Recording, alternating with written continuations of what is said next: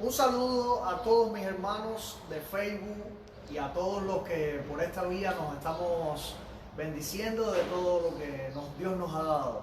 Le damos gracias a Dios por esta mañana. Le damos gracias a Dios por la oportunidad de poder compartir su palabra. Y me gustaría que usted estuviese atento, bien atento a lo que Dios tiene para el día de hoy, en breves palabras. El tema de la mañana de hoy es la gran paradoja de Dios. La gran paradoja de Dios. Hoy día las personas se regulan por una dieta estricta, una adecuada manera de hacer ejercicios, un sueño regulado. Piensan que todo esto va a redundar en su estatus de vida en creciendo. Pero hay algo que el hombre ha olvidado, y tristemente tú y yo en muchas ocasiones hemos olvidado también. Es que Dios quiere que, como ejercitamos nuestros músculos, también ejercitemos y estemos listos para poner en práctica el ejercicio de nuestros músculos espirituales. ¿Cuáles son nuestros músculos espirituales? Nuestros músculos espirituales son allí el ayuno, la oración, allí la visitación, la evangelización, el compartir el evangelio con otros, y el leer la palabra sin pare, porque necesitamos la palabra en nuestro corazón como una medicina que necesitamos ponernos porque estamos enfermos. Y más, la palabra es proactiva, te prepara para el momento. Vamos a ver en breve cómo Dios usa una paradoja en su manera de obrar. Es una opinión contraria a la común de la vida. Mientras más estudio a Dios, me doy cuenta que Él se dirige por paradigmas mucho más altos aún que los que creó. Cuando Dios quiere obrar, Dios obra de maneras sobrenaturales. Dios hace milagros y aún de las leyes de la naturaleza las puede poner en contra para hacer su propósito. ¿Podremos nosotros los seres humanos compararnos a Dios? ¿Podremos nosotros los seres humanos acercarnos a la divinidad y ser como Él? Para nada. Los caminos de Dios no son nuestros caminos y son mucho más altos. Dice Isaías 55:8, disculpe. Dios trabaja y actúa en paradojas, y veremos en esta mañana cuán grandes cosas Dios puede hacer y levantar cuando un pueblo se postra, cuando un pueblo se humilla, cuando un pueblo pide perdón, cuando un pueblo ora, cuando un pueblo se levanta delante de Él para pedir perdón y humillarse. Si nos humillamos delante del Señor, Él mismo nos levantará y ayudará frente a esta situación en la que nos enfrentamos. Repito, si nos humillamos delante del Señor, Él mismo nos levantará. El domingo pasado estábamos viendo cómo un publicano llega y se pone y se da en el pecho y dice palabras tan humildes, y él dice: Señor, sé propicio que yo soy el mayor de los pecadores, y se da en el pecho. En cambio, un fariseo allí se llena de orgullo, cosa que Dios totalmente desecha. Vamos a ver en esta mañana brevemente 3 ejemplos, hermanos.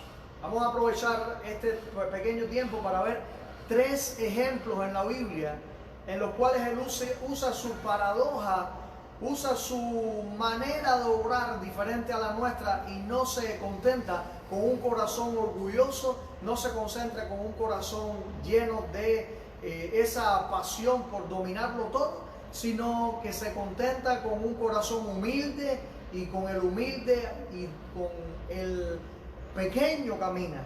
Veamos la experiencia, el primer ejemplo, la experiencia de David. David, el pequeño pastor. Busque por favor ahí en su Biblia, en primero de Samuel capítulo 16, primero de Samuel 16, versículos 11 al 13. Primero de Samuel 16, 11 al 13. Nos llama la atención cómo allí David no era el más completo. Cuando empezamos a leer el texto, Dios comisiona ahí al profeta Samuel para que fuese a ungir en ausencia de aquel hombre que había sido elegido como rey de Israel porque había pecado 2 veces y ya Dios lo había desechado. Él manda a ungir a un hijo de Isaí. Y Samuel tiene que ir con aquel cuerno lleno de aceite para derramarlo encima del hombre al que Dios había señalado. Hermanos, nosotros podemos leer ahí cuando en el versículo 6 dice que vinieron a él y se acercaron, y se acercó Eliab y dijo: de cierto, delante de Jehová está el ungido. Y Dios le dijo tan categóricamente: Samuel, no mires lo que está delante de tus ojos, no mires lo que está delante de tus ojos, no mires lo grande ni la estatura, porque yo lo desecho. Porque Jehová no mira lo que está delante de sus ojos, Jehová mira, ¿dónde? Jehová mira el corazón, querido hermano. ¿Dónde estaba David? ¿Dónde estaba David? Hay un dicho muy cubano que dice: la yagua que está para ti, no hay vaca que se la coma. ¿Dónde estaba David? ¿Buscaba David ser exaltado? No, para nada. David estaba en el campo. David estaba cuidando las ovejas. Pero dice la palabra de Dios que cuando el profeta terminó con toda la lista de hermanos que estaban en casa, pregunta: ¿y hay alguien más? Ay, Isaí pensó: ay, mi hijito David, el pequeño, está en el campo. Y él le dijo: ve y busca de él, porque Dios lo ha llamado para ser un hombre grande y un hombre que Dios iba a exaltar. ¿Alguna vez te ha pasado eso? Yo estoy seguro que sí. Que los hombres no te han contado en la lista, pero que Dios sí ha mirado tu corazón y por tu corazón te ha dado validez y te ha levantado. Aleluya. Bendecimos el nombre de Dios. La humillación delante de Dios trae buenos resultados, porque es Él mismo el que nos levanta. Amén. Es Él mismo el que nos levanta de cualquier situación. La experiencia de David nos lleva a ver que Dios tiene un plan con el humilde. Dios tiene un plan con aquella persona sencilla. Dios tiene un plan contigo, querido hermano, hermana. Dios tiene un plan contigo. El segundo ejemplo que vamos a ver en esta mañana es el ejemplo del rey Salomón, de la oración del rey Salomón. Segundo de Crónicas, y usted lo puede buscar ahí en su Biblia. Segundo de Crónicas, capítulo 7. Qué hermoso cuando podemos leer desde el capítulo 5 y antes en las Crónicas, el segundo de Crónicas, cuando allí Salomón prepara la casa de Dios, Salomón prepara el palacio, Salomón prepara todo lo que había a su alrededor con esplendidez. Y en este momento, en el capítulo 6, Salomón levanta una oración a Dios y hace una petición sobrenatural. ¿Qué le pide Salomón a Dios? Dios mío, toda la persona que aquí en este lugar se levante para orar, escúchame. Después se va un poquito más lejos. Señor, y si estamos un poco lejos y se levanta un hombre creyente para orar, yo iba a decir un cristiano, un creyente para orar, escúchalo, Señor, y levanta hacia este lugar, enfoca este lugar. Señor, si se va más lejos y está siendo allí preso por otro pueblo, y desde aquel lugar, eso nos recuerda la experiencia de Daniel y de los profetas cuando desde lejos pudieron contar las bendiciones de Dios. Y dice: Daniel abría la ventana de su cámara, de su cuarto, para allí orar 3 veces al día a Dios, porque era importante enfocar Jerusalén, enfocar la Tierra Santa, por lo que Salomón había pedido. Hermanos, pero yo quisiera que usted, y hermana, quisiera que usted pudiese focalizar exactamente los versículos 12 al 14 de 2 de Samuel 7. Salomón acabó de orar y dice que descendió fuego del cielo y consumió el holocausto y el altar. ¿Cuántos animales sacrificó Salomón? 22,000 bueyes y 20,000 ovejas. Hermanos, aquello fue toda una matanza de animales, pero dándole la gloria y la honra al Rey de Reyes.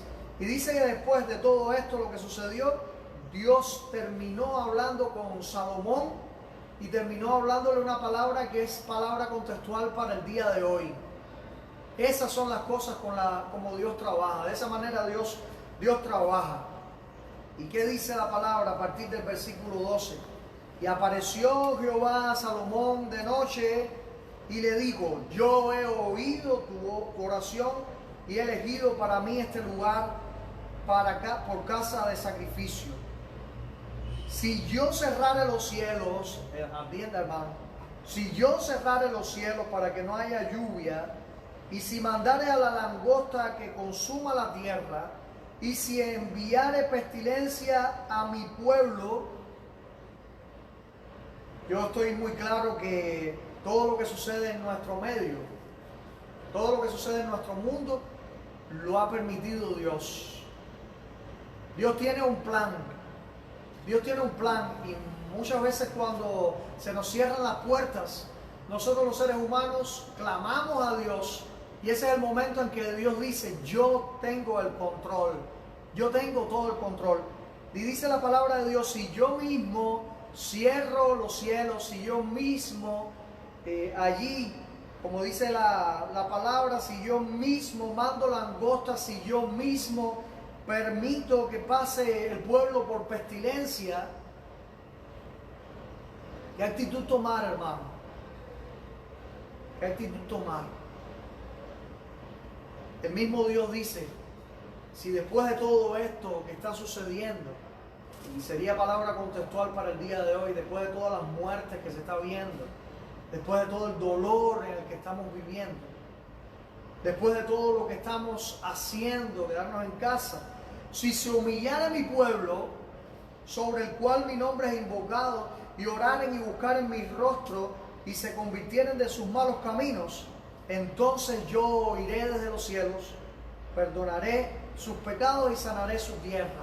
Cuánta bendición hay en este texto para nosotros hoy. Pasé por el Calero hace unos días, y cerca allí de la Arboleda hay una casa que han levantado en todos sus palmitas, han puesto textos bíblicos en cuadros grandes así: aleluya, bendito sea el Señor, bendecido sea el Señor. El pueblo necesita escuchar la voz de Dios. ¿Y cómo Dios hace escuchar su voz? Creo que apretándonos para que nosotros podamos también entender, porque podemos estar dormidos en nuestros juegos, en nuestras costumbres vanas, podemos estar dormidos, pero Dios nos tiene que zarandear para que nos demos cuenta. Hermano, Dios nos está zarandeando para que nos demos cuenta. ¿Y qué nos está diciendo? Humíllate. Hay una fórmula maravillosa ahí en la palabra para que la podamos desempeñar. Humillémonos, invoquemos el nombre de Dios en la oración, busquemos el rostro de Dios, convirtámonos de nuestros malos caminos. ¿Para conseguir qué? Para conseguir la bendición de Dios, de que Dios nos escuche, sane la tierra para que produzca, y, por supuesto, perdone todos nuestros pecados. ¿Qué vamos a hacer? Es tiempo de humillarnos delante de Dios. Es tiempo de orar delante de Dios. De desnudarnos totalmente espiritual para que Dios me vea tal y como soy. Yo no tengo que hacer ninguna fanfarria para deslumbrar a Dios. Lo único que yo tengo que hacer, amado y amada de Dios, lo único que yo tengo que hacer es comunicarme con Él, y Él se comunica conmigo. Aleluya. Lo único que no puedo lograr no puedo querer es que mi ego se suba como la espuma, porque como la misma espuma se va a disolver. Hay un tercer ejemplo, y yo creo que usted debe poner este texto de 2 de Crónicas 7:14, y vamos a ponerlo desde el 12, en la puerta del refrigerador, en un cartel en la pared, en el celular, en la página principal, en cualquier lugar, en su computadora, en todo lugar, para poderla repetir. Porque las cosas suceden cuando el pueblo necesita humillación. ¿Y a qué pueblo Dios está llamando? A su pueblo. Nosotros somos los que tenemos que humillarnos. ¿Será que tenemos que pedirle al mundo que se humille? No, el primero que tiene que humillarse somos tú y yo. Los primeros que tenemos que humillarnos somos nosotros. Pidiéndole a Dios favor y Él va a escucharnos. Y de manera sorprendente va a perdonarnos y también va a sanarnos. Va a sanar la tierra y la tierra va a producir su fruto. Y yo creo que el tercer ejemplo es el mejor de los ejemplos. Es lo que nos enseñó el Maestro, lo que nos enseñó Jesucristo. Dice Mateo 18, versículo 4. Así que cualquiera que se humille como este niño, ese es el mayor en el reino de los cielos. Y dice el texto que estuvimos viendo el domingo pasado, Lucas 18, 14. Os digo que este descendió a su casa justificado antes que el otro, porque cualquiera que se enaltece será humillado, y el que se humille será enaltecido.